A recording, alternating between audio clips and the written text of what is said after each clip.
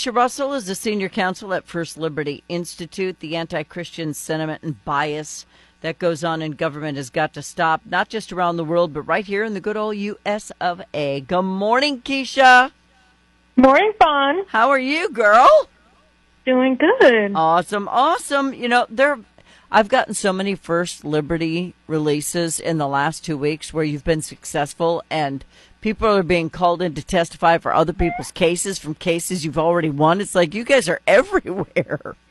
Yeah, we're very, very busy right now. This is awesome. All right, but the one thing that I need people to understand, and a lot of people get upset by this, but this nation was founded on a Judeo-Christian foundation. I mean, the people who started this country, that's who they were.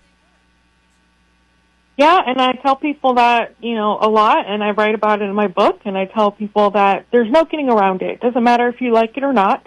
That's what it is. It is what it is. And if you hate it so much, then give me all of your money, because it says in God we trust on it, and I'll be more than happy to put it to good use for you since you're so offended by the word God. So, you can't participate in commerce if you're so offended by it.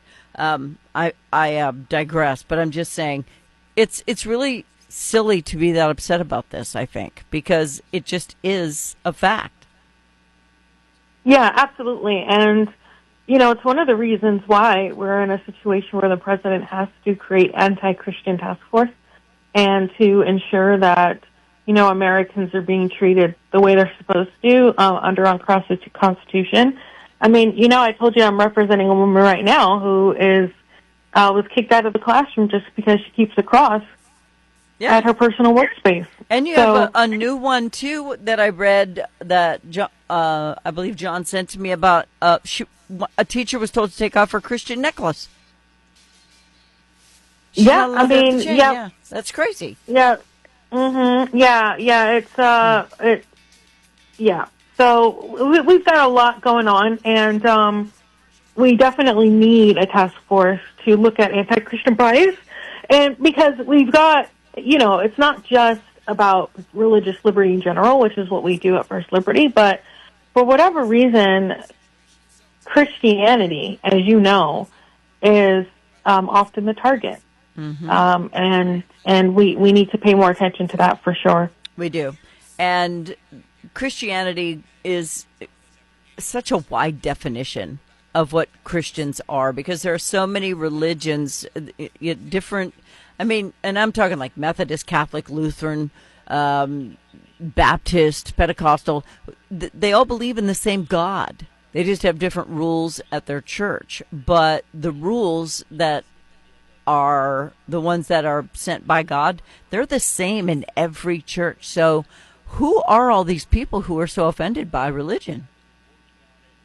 I couldn't tell you. I can tell you right now, a lot of them are school districts, government officials, and people like that, the ones who are attacking our clients.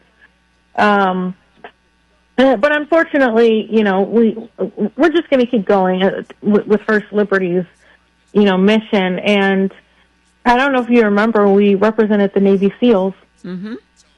And they, one of our Navy SEALs was part of the, the discussion for this anti-Christian task force that the president is starting. So, even when we win, I feel like the win just reverberates, and we're able to do a lot with that. Coach Kennedy still speaks all over the country, and his win is still impacting people every single day. Mm-hmm. And so that's what we're going to keep doing. Just keep winning. Yeah, and his movie's spectacular. So when Phil Mendez shows up, I mean, he's a force to be reckoned with. He's a Navy SEAL. So as part of Trump's task force to eradicate this anti-Christian bias in the federal government, what is the aim of this? What's the goal? What are we trying to do? Well, the goal is to ensure that Christians feel comfortable working in the government, that they realize that they still have their First Amendment rights no matter who they work for, and ultimately to show the country that the government is supportive of religion, especially Christianity, which is something we haven't seen in a while, right? Our last president was certainly hostile towards the religious, and especially Christians. Yeah. So was the one before him. Not Trump, but the other guy. So when I walk into a room, if the first thing you notice about me is my Blessed Mother medallion and you're offended by it, there's something seriously wrong with you.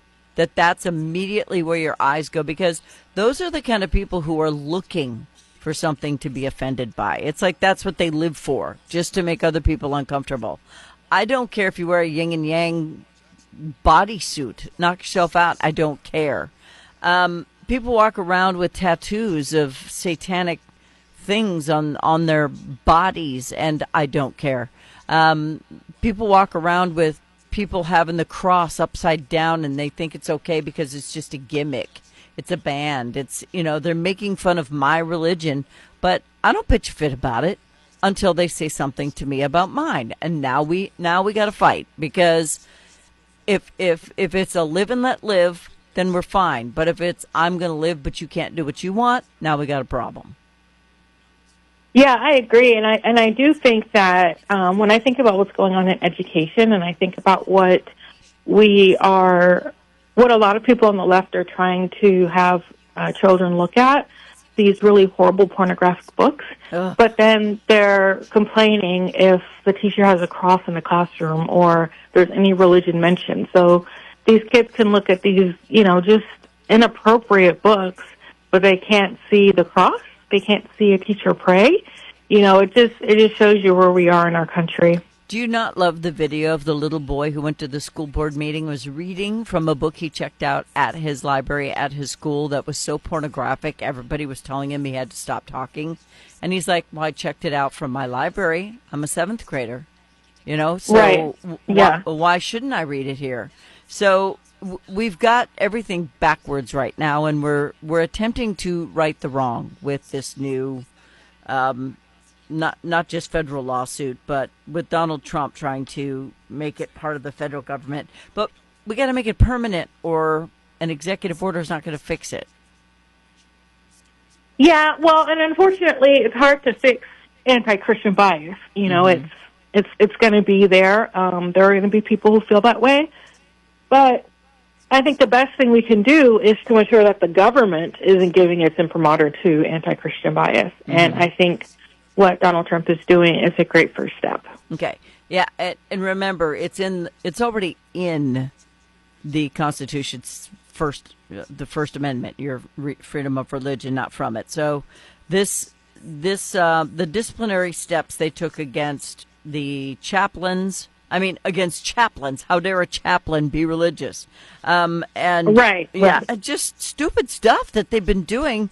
So the fight is on, and Trump and Attorney General Pam Bondi, who I love, by the way, are recognizing that it's really foundational. Yeah, and it always will be. And I think as long as we continue to elect leaders who understand that, we're going to be in a really good place in our country. So hopefully that's what continues to happen. I don't want to be in a situation where we were during the Obama administration and the Biden administration, where we're having to fight against the government because they themselves are displaying anti-Christian.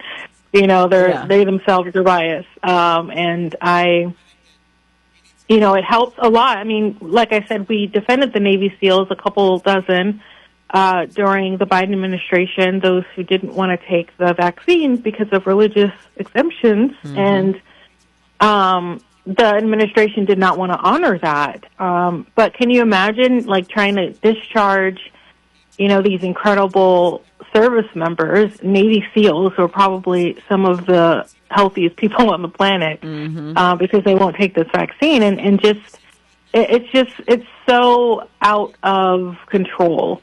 And so, now we have a leader who's not just going to protect Christians, but also honor the fact that we have our religious beliefs, and we can still work in the government at the same time. All right. A Vietnam veteran who does not want to be named said they got shot up with all kinds of stuff before they got sent to war, and nobody could object to them. They just gave them the mm-hmm. shots. That wasn't right either. Just so you know, mm-hmm. They shouldn't have been doing that.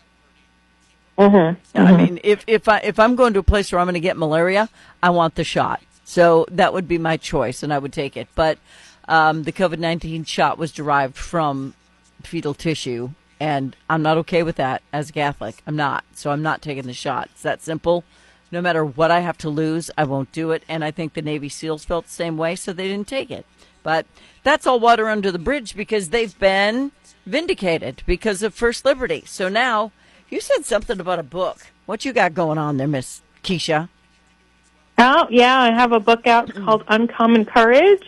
You can get it on Amazon or on the Harvest House website, who's the publisher. And it's just about, like, empowering Christians, inspiring Christians, informing Christians, not just about the work that I do at First Liberty, but also how they can really impact the culture with truth, and do so in a way that is courageous.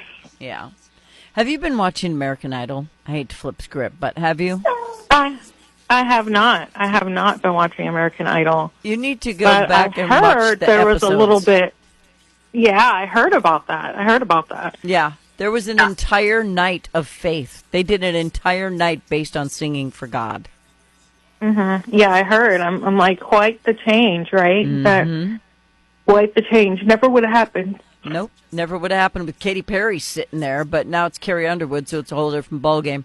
But there are 3 or 4 contestants on there who only sing Christian songs. And it's just, it's a beautiful thing because the talent is extraordinary. But if you get a chance, go back and listen to some of them.